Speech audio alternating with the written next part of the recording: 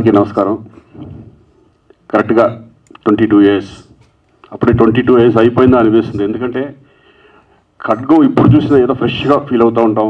ప్రతి ఆగస్టు 15కి కానీ గాంధీ జయంతికి కానీ ఎప్పుడు కూడా టీవీలో చూసి మళ్ళీ చాలాసార్లు చూడడం జరిగింది. నా సినిమాల్లో ద బెస్ట్ ఫిలిం ఇప్పటికి చాలామంది అడుగుతూ ఉంటారు, ఖడ్గం లాంటి ఫిలిం తీయండి తీయండి. అది ఎక్కడ తీస్తాం ఇప్పుడు తీయలేము. ఎందుకంటే అది ఒకటే వస్తుంది, పీస్, మాస్టర్ పీస్. నా లైఫ్లో నేను ఎప్పటికీ మర్చిపోలేని ఈ సినిమా మళ్ళీ అక్టోబర్ 18న రిలీజ్ చేయడం చాలా సంతోషంగా ఉంటుంది. ఎందుకంటే జనరేషన్స్ మారిపోతూ ఉంటాయి. 20 ఇయర్స్కి జనరేషన్స్. ఇప్పుడున్న జనరేషన్కి ఎవరికి ఖడ్గం అంటే ఎవరో తెలియదు. ఎందుకంటే వాళ్ళు 20 ఇయర్స్ వచ్చేసి ఉంటాయి కాబట్టి ఆ యూత్కి ఎవరికి కూడా ఖడ్గం గురించి నాకు తెలియకపోవచ్చు. మళ్ళీ ఒక మంచి పేట్రియాటిక్ ఫిలిం, మంచి ఫిలిం మీ ముందుకు రాబోతుంది. డెఫినెట్గా ఒక మంచి సినిమా చూసిన అనుభూతి మీకు కలుగుతుందని నేను మనస్ఫూర్తిగా అనుకుంటున్నాను.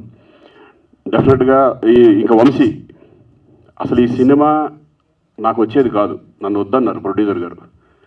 మధుమురళి ఫస్ట్ అంటే ఒకటి, అంతకుముందు నేను ఎప్పుడు ఫ్యామిలీ సబ్జెక్ట్ చేసేవాడిని. ఫ్యామిలీ సబ్జెక్ట్ చేస్తూ ఇంత పెద్ద దీంట్లో ఒక బ్యూటిఫుల్ మంచి ఎమోషనల్ క్యారెక్టర్ చేయడం అనేది ప్రొడ్యూసర్స్ కూడా డెఫినెట్గా వంశీ ధైర్యం చేసి నాకు ఇచ్చాడు. కానీ అంతే కదా వంశీ, ఫస్ట్ వద్దన్నాడు కదా. శ్రీకాంత్ కాకుండా వేరే వాళ్ళు అయితే నేను సినిమా చేస్తానని చెప్పారు ఆయన. కానీ ఆయన అన్న దాంట్లో కూడా ఒక న్యాయం ఉంది. ఎందుకంటే అప్పటి వరకు నేను ఫ్యామిలీ సబ్జెక్ట్ చేశాను, భయపడ్డారు, ప్రొడ్యూసర్గా భయపడ్డాడు. కానీ వంశీ, నాకు శ్రీకాంత్ గురించి తెలుసు, ఆడేంటో తెలుసు, డెఫినెట్గా శ్రీకాంతే నాకు కావాలి అని పట్టుబట్టి మళ్ళీ ఈ క్యారెక్టర్ నాకు ఇవ్వడం నిజంగా నా లైఫ్లో నేను మర్చిపోలేను.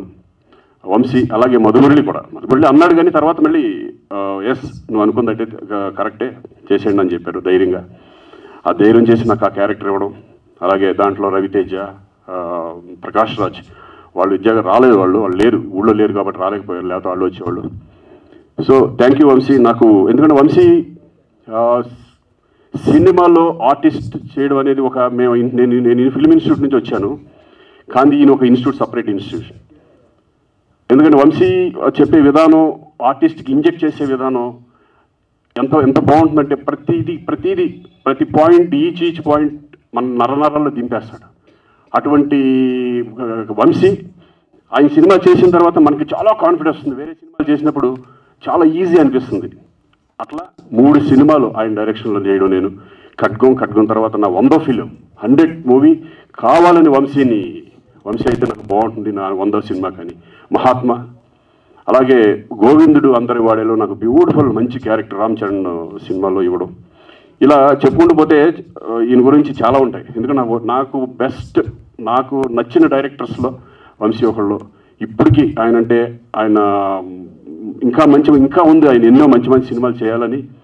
ఇంకా ఇండస్ట్రీలో వంశీ లాంటి డైరెక్టర్, నిజంగా అంత టెక్నికల్ డైరెక్టర్ ఈరోజు కూడా ఆయన పాత సినిమాలు ఏది చూసినా సరే ఆయనలాగే తీసే డైరెక్టర్స్ చాలా తక్కువ. అటువంటి మళ్ళీ వంశీ ఇంకా మంచి సినిమాలు చేయాలి. అక్టోబర్ ఇప్పుడు ఈ 18న రిలీజ్ అవుతున్న సినిమా మీరందరూ చూసి ఎంజాయ్ చేస్తారని నేను అనుకుంటున్నాను. ఎందుకంటే నా లైఫ్లో బెస్ట్ సాంగ్ నువ్వే సాంగ్, అది ఎప్పటికీ మర్చిపోలేను. సిరివెల్ల సీతారామ శాస్త్రి గారు ఆయన లేకపోవడం నిజంగా దురదృష్టం. ఈ సాంగ్ జరిగినప్పుడు గుర్తుందా నీకు? ఏంటి ఫస్ట్ సాంగ్ విన్నప్పుడు, ఏంటి వంశీ డ్యాన్స్ పెట్టవేంటి, మామూలుగా నడిపించి చేపించేస్తున్నావు అన్నాను. గుర్తుందా? ఈ సాంగ్లో డ్యాన్స్ ఉండకూడదురా, డ్యాన్స్ లేదురా అన్నాడు. అలా ఒక సరదాగా నాకు కొంచెం షై ఉండేది. హీరోయిన్తో, సోనాలి బింద్రే తనతో చేసేటప్పుడు షై ఉండేది. మేమిద్దరమే కలిసి రిహార్సల్ చేసేవాళ్ళం.